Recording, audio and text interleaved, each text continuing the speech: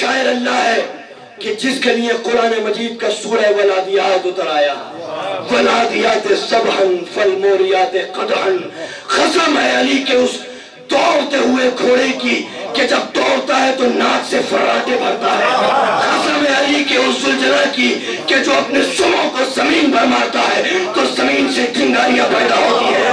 خدا کی قسم کب تک زلجلہ کی مخالفت کرتے رہو گے؟ کب تک شیعوں کی جنگ میں چلتے رہو گے؟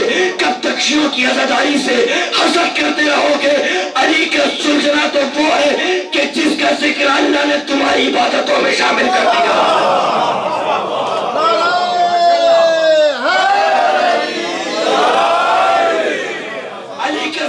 علی کا نام نماز میں آ سکتا ہے یا نہیں آ سکتا، یہ بحث تو بعد میں آئے گی.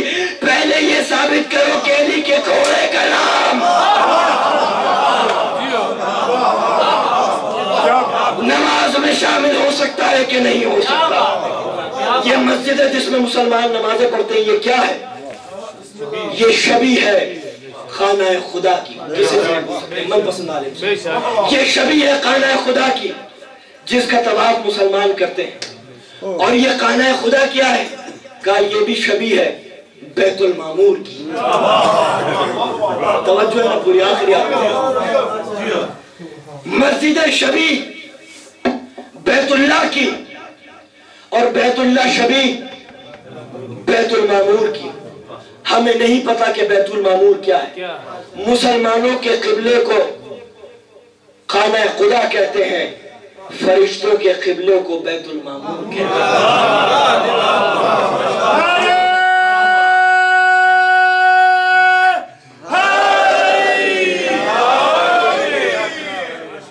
یہ کعبہ کیوں بنا؟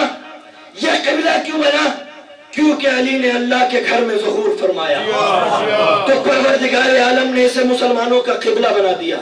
تو پروردگار عالم تو نے اس کو جو قبلہ بنا دیا کیونکہ علی کا ظہور خانہ خدا میں ہوا، اس کو فرشتوں کا قبلہ کیوں بنایا؟ اس میں کون سی راز کی بات پوشیدہ ہے؟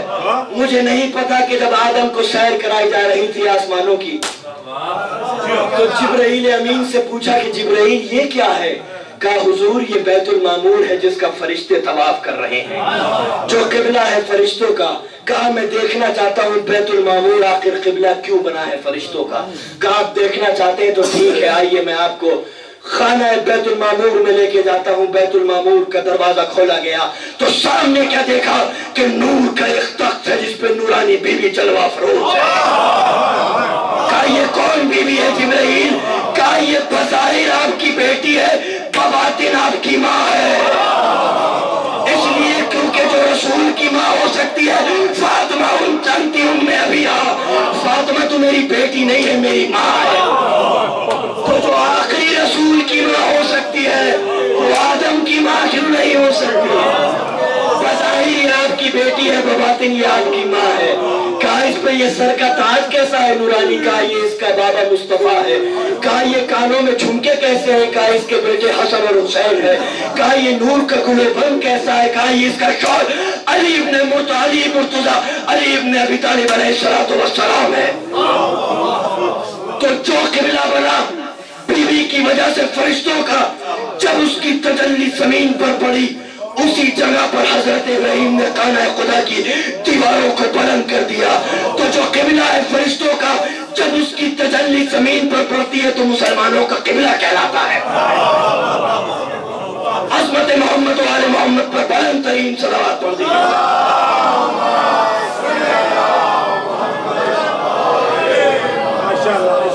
عظمت بی بی کی خاطر بلند آواز سے دونوں ہاتھوں کو بلند کر کے نعرہ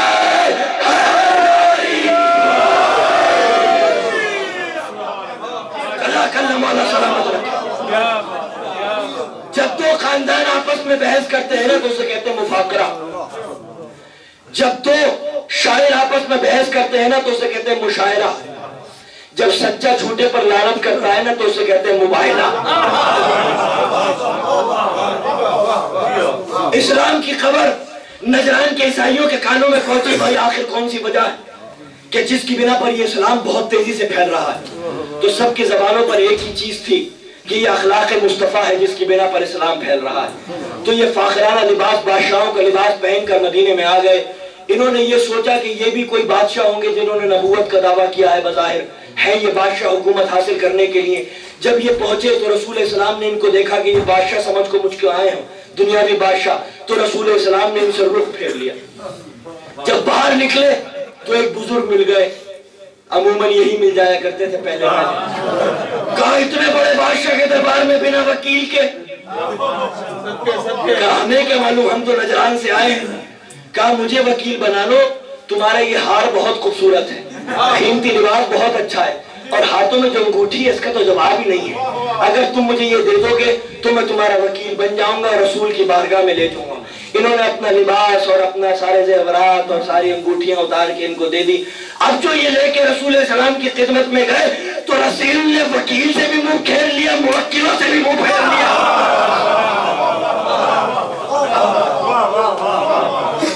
اب جب باہر آئے تو ترتیب کے لحاظ سے دوسرے مل گئے۔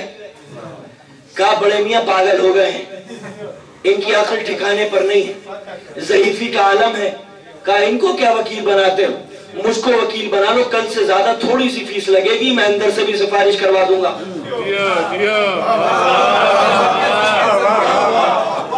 انہوں نے سب کچھ اتار کے پھر ان کو دے دیا۔ اب جو گئے تو رسول اسلام نے پھر وکیل سے بھی منہ پھیر لیا، موکلوں سے بھی منہ پھیر لیا۔ تمام مسلمانوں کی یہ کتابوں میں لکھا ہوا ہے کہ 2 دن تک یہ حضرات عیسائیوں کو رسول کی بارگاہ میں لے جاتے رہے، مگر رسول اسلام نے ان کو اس نے باریابی نہیں بخش رکھی۔ الازہر کی یونیورسٹی سے لے کر، ریاض کی یونیورسٹی سے لے کر، جامعۃ المنتظر سے لے کر دیوبند تک تمام کتابوں میں مسلمانوں کی یہ لکھا ہوا ہے کہ رسول اسلام کی بارگاہ میں 2 دن تک یہ حضرات عیسائیوں کو لے جاتے رہے، مگر رسول اسلام نے اس نے باریابی نہیں بخشی۔ تو مسلمانوں سر پہ قرآن رکھ کے فیصلہ کیوں نہیں کرتے؟ دنیا میں رسول کی بارگاہ میں جن کی سفارش کام نہ سکی، آخرت میں اللہ کی بارگاہ میں ان کی سفارش کیسے کام آ سکتی؟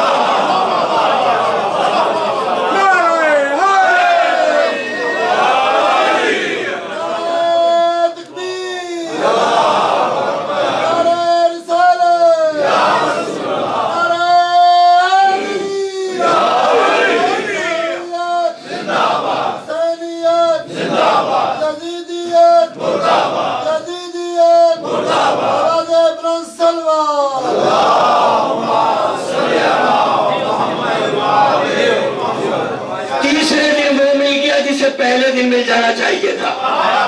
کہا تم اس رسول کو صرف دنیاوی بادشاہ سمجھتے ہو، یہ دین اور دنیا کا مالک ہے۔ یہ لباس فاخرہ اتار دو اور گداگری کا لباس پہن کر رسول کی بارگاہ میں آ جاؤ۔ انہوں نے یہ فاخرانہ لباس اتار دیا اور گداگری اور فقیروں کا لباس پہن کر رسول کی بارگاہ میں جب مولا کائنات کے ساتھ پہنچے تو رسول اسلام ان کی تعظیم کے لیے کھڑے ہو گئے۔ رسول اسلام نے یہ اصول قائم کر دیا کہ اگر اپنی زندگی میں علی علی کرتے رہے تو عیسائی بھی ہوگے تو رسول کی بارگاہ میں اس میں باریابی حاصل ہوگی۔ علامہ عرفان درابطی مرحوم رحمت اللہ علیہ بڑا خوبصورت جملہ فرمایا کرتے تھے اسلام کی تاریخ کا عالمیہ یہ ہے کہ جو 3rd کلاس کافر تھے وہ 1st کلاس مسلمان بن گئے۔ جو 3rd کلاس کافر تھے نا وہ 1st کلاس مسلمان بن گئے، اس لیے کیونکہ پہلی جنگ بدر میں کہہ دیا تھا ابو سفیان نے کہہ دیا تھا یا رسول ہے محمد ابن عبداللہ، میرا سسر فرما رہا ہے ہمارے مقابلے میں کس کو لے کے آ گئے ہو؟ اگر یہ ہمیں قتل کر دے تب بھی ہماری توہین، ہم انہیں قتل کر دے تب بھی ہماری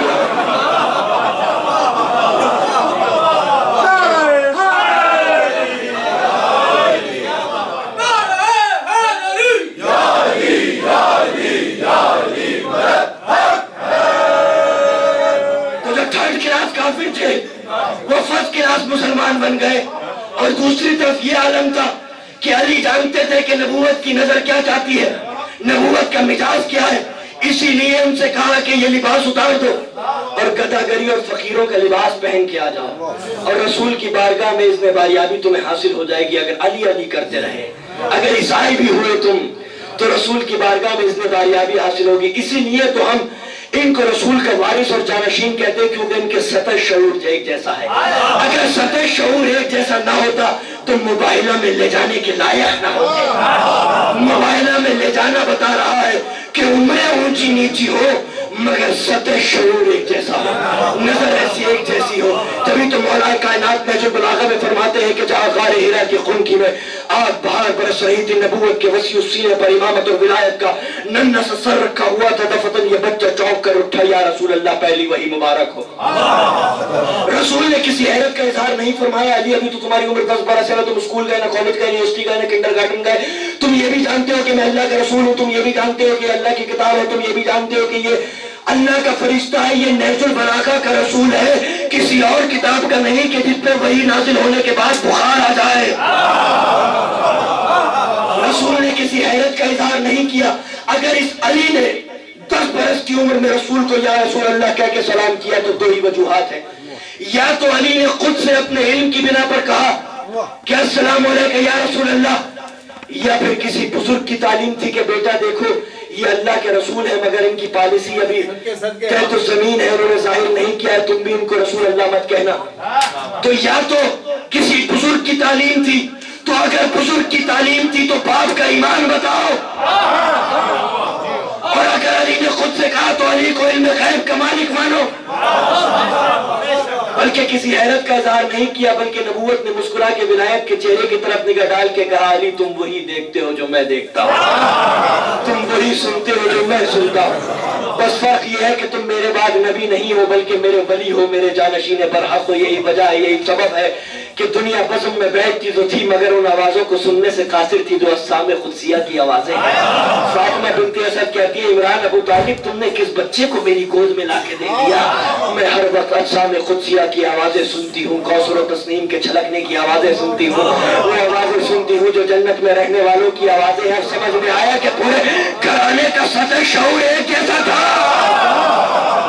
मौला कायनात उतर गए जंग करने के लिए कुएं में, बहुत देर हो गई, मौला कायनात नहीं पलटे, सहाबाए कराम ने कुएं में मुंह डाला, या अली आप कहाँ हैं, या अली आप कहाँ हैं, या अली आप कहाँ हैं, कोई आवाज नहीं आई। जिब्राइल अमीन नाजिल होकर फरमाते हैं, या रसूल अल्लाह परवरदिगार आलम अपनी इज्जत और जलाल की कसम खा के फरमाता है कि मेरे नाम का डूबा हुआ जंग में मुजाहिद जब तक किसी की आवाज नहीं सुनेगा, जब तक उसका कोई उसको हम जिन्स न पुकारे। रसूल इस्लाम आके बड़े कुएं में मुंह डाला, ऐना ऐना अंता या अखी, मेरे भाई तुम कहाँ हो, ऐना ऐना अंता या अखी। अभी अखी के ये की बाज़गश्त और गूंज कुएं में बाकी थी कि आवाज आई, लब्बाइक या नबी, लब्बाइक या नबी, लब्बाइक या नबी। ये तो उसी दिन तय हो गया था ना कि बशर की नौयत और होती है, हुज्जत खुदा की नौयत और होती है।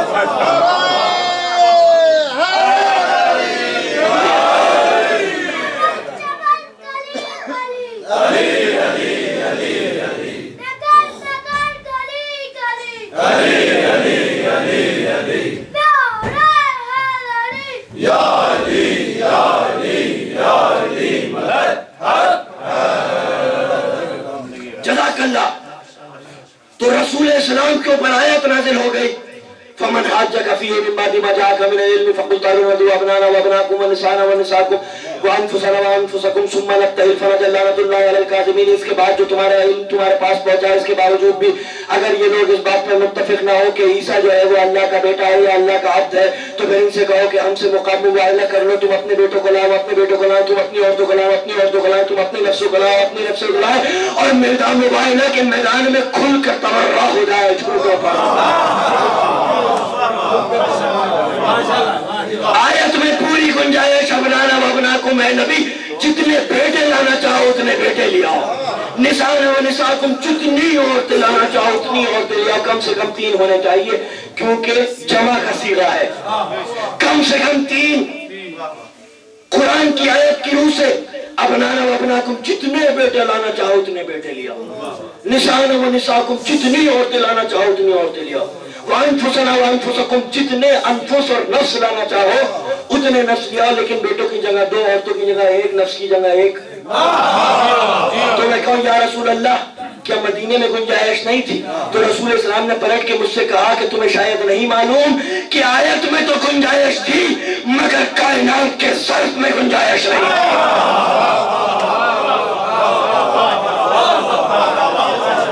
इसलिए बेटों की जगह 2, औरतों की जगह 1, नफ्सों की जगह एक, डिजाइन बदल दिया। हर जंग में अली आगे आगे, इस जंग में पीछे पीछे। कहा हुजूर डिजाइन क्यों बदला? कहा अगर अली को इस जंग में भी आगे आगे रखता तो ये नजरान के बिशोप अपनी अपनी शोबे बंद करके भाग जाते और नजरान में जाके रिपोर्ट लिखते कि ये मुबाइला नहीं था, बड़ा भारी मुकाबला था, एक बहुत भारी पहलवान कंधक को पाटने वाला, खैबर को खाने वाला हमारे मुकाबले में आ गया, और ये सारे भाग जाते। तो मुबाइला की जंग अली की शुजाअत के नाम झूठ थी, अली की सदाकत के नाम नहीं।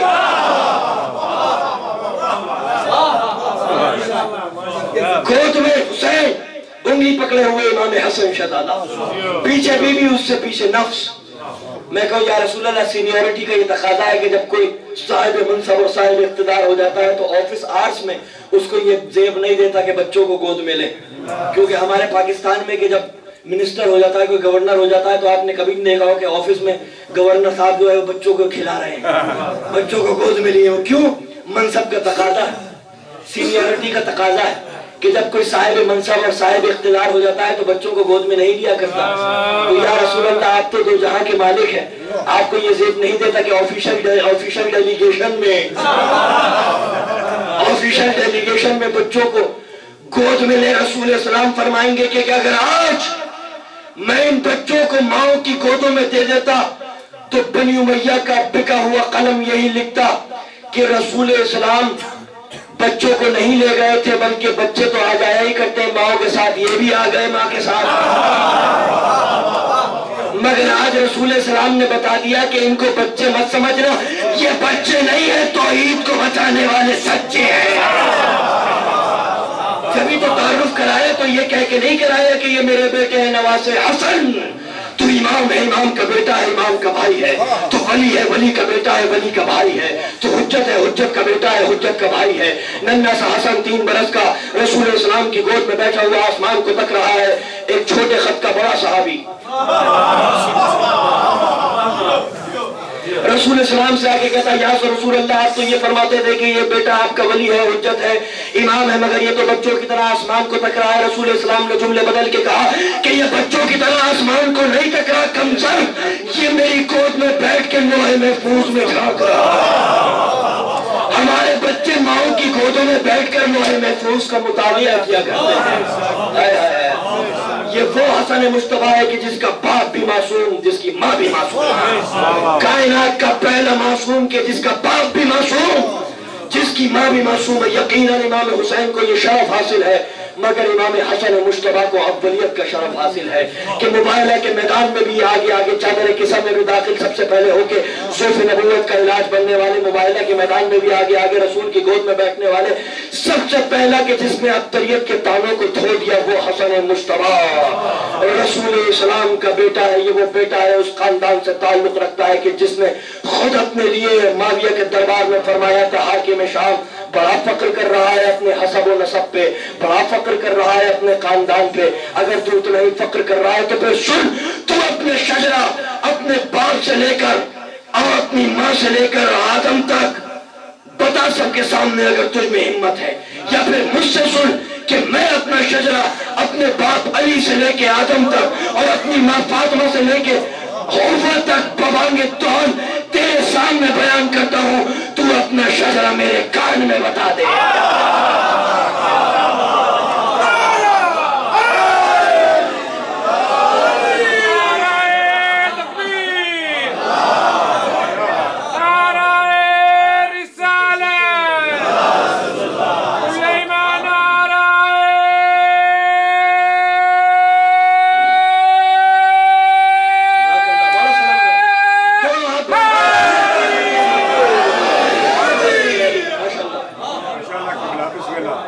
मालूम है एक बार या अली कहने का कितना सवाब है? 1000 खत्म कुरान का सवाब मैसर होता है जब इंसान एक बार नाम अली लेता है। 1000 खत्म कुरान का सवाब मैसर होता है उसे कि जो नाम अली लेता है और जो दुरूद भेजता है। तो जब कोई एक बार मोमिन दुरूद भेजता है ना तो 400 साल तक फरिश्ता लिखता रहता है, और जब दोबारा दुरूद भेजा जाता है तो कहता है कि अभी तो पहले दुरूद का सवाब दर्ज नहीं कर सका कि मोमिन ने दोबारा दुरूद भेज दिया।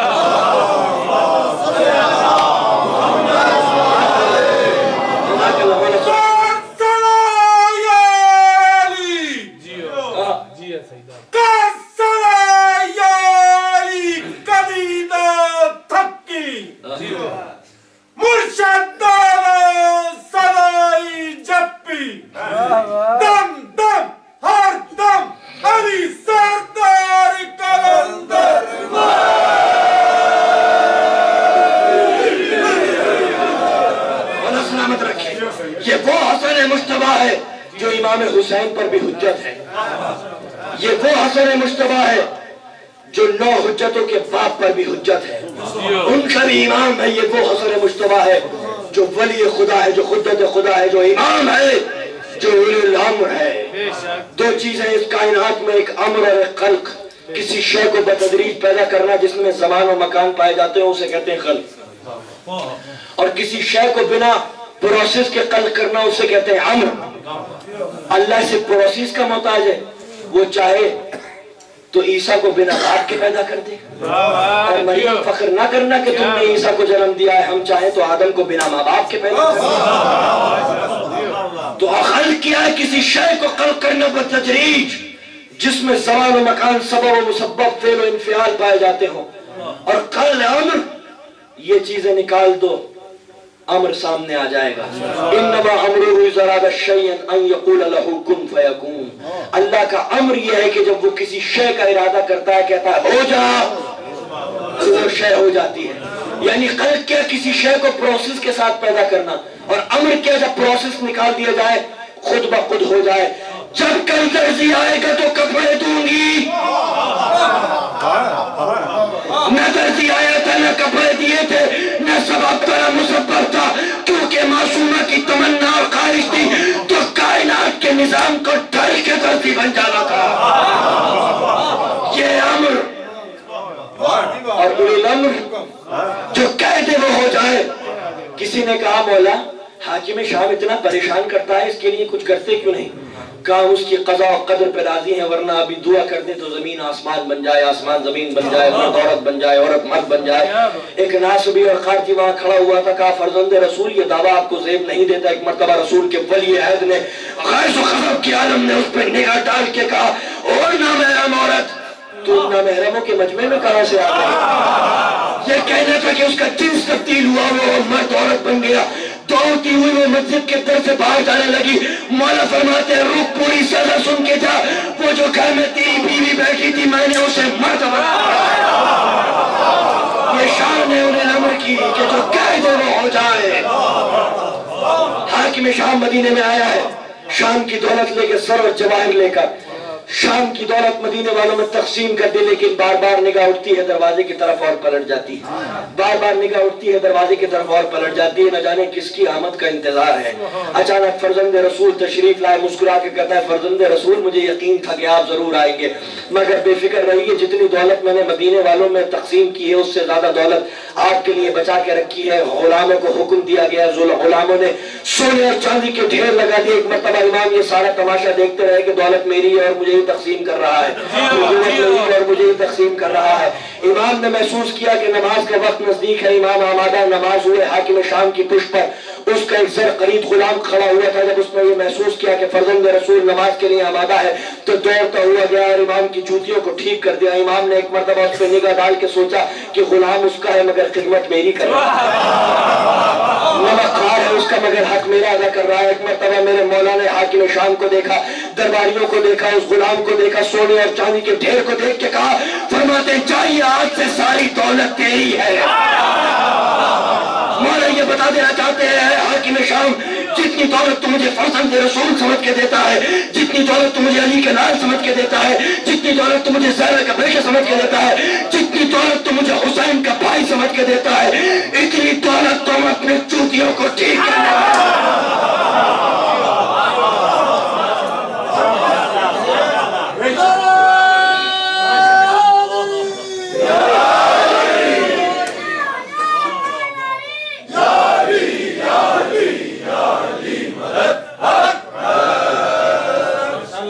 سکون و امن کا پروردگار آیا ہے، امام کی سنوں کے لیے شعر ہے۔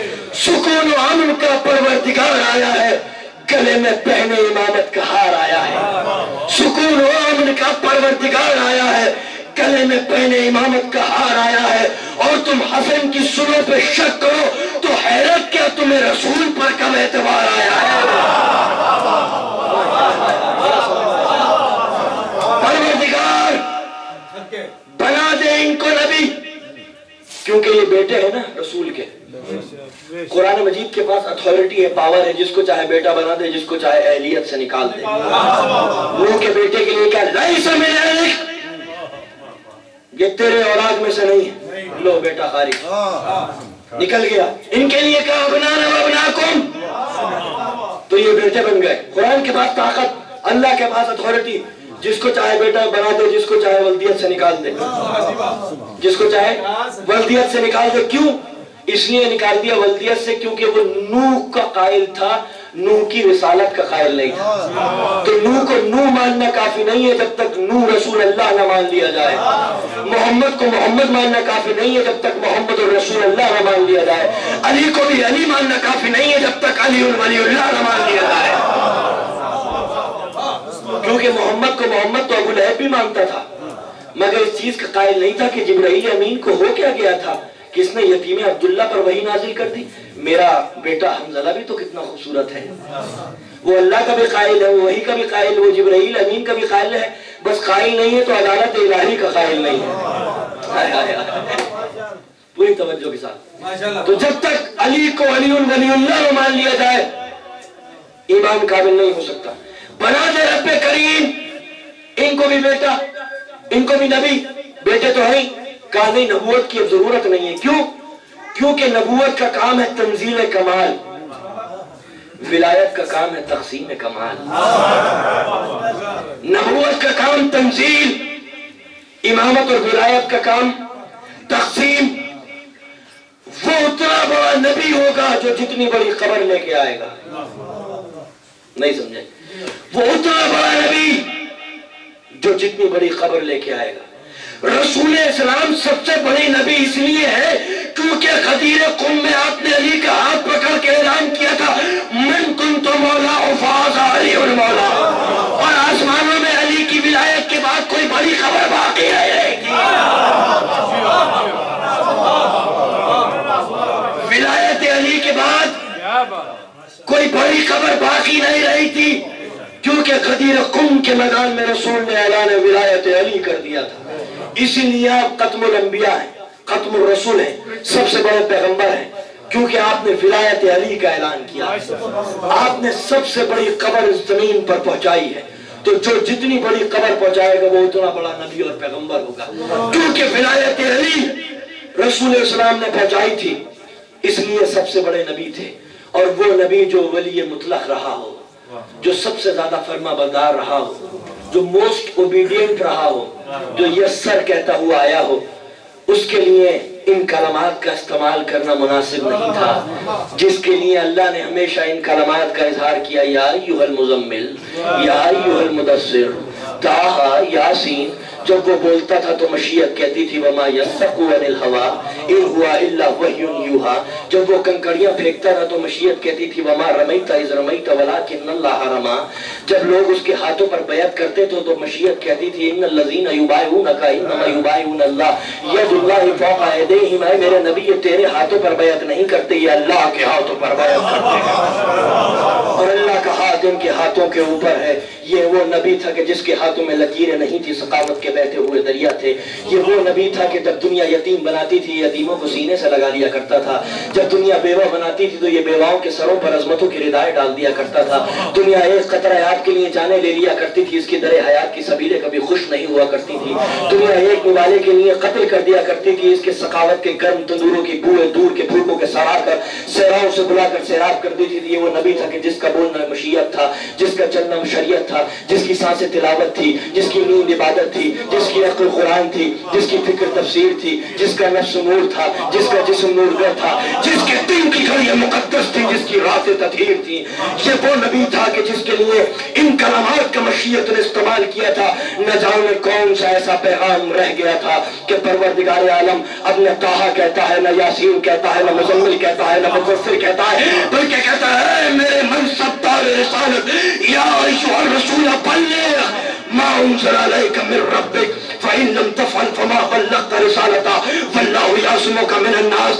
اے میرے نبی اگر تو نے اس پیغام کو نہ پہنچایا جو تیرے رب کی طرف سے نازل ہوا ہے تو پھر تو نے کوئی کار رسالت انجام نہیں دیا۔ رسول اسلام کے اوپر یہ آیت نازل ہونی تھی کہ رسول اسلام رک گئے، رسول اسلام کے رکے نبض کائنات رک گئی۔ رسول اسلام نے بلال سے کہا بلال علی ولی اللہ کی اذان دو، بلال حی علی خیر العمل کے نعرے بلند کرو، جو آگے رہ گئے ہیں جو پیچھے رہ گئے ہیں ان کو آگے بلاؤ، جو آگے چلے گئے ہیں ان کو پیچھے بلاؤ، اور جو پیچھے رہ گئے ہیں ان کا انتظار کرو۔ اونٹوں کے قدموں سے منبر تیار کیا گیا۔ رسول اسلام منبر کی بلندیوں پر جانے کے بعد فرماتے ہیں من کنت مولاہ فاز علی المولا۔ تو جب اعلان ولایت کے بغیر پروردگار عالم محمد الرسول اللہ کی رسالت کو قبول کرنے کے لیے تیار نہیں ہے تو بنا اقرار ولایت ملا کے ایمان کو کیسے قبول کرے؟ یا ایھا الرسول بلغ، اور جب اعلان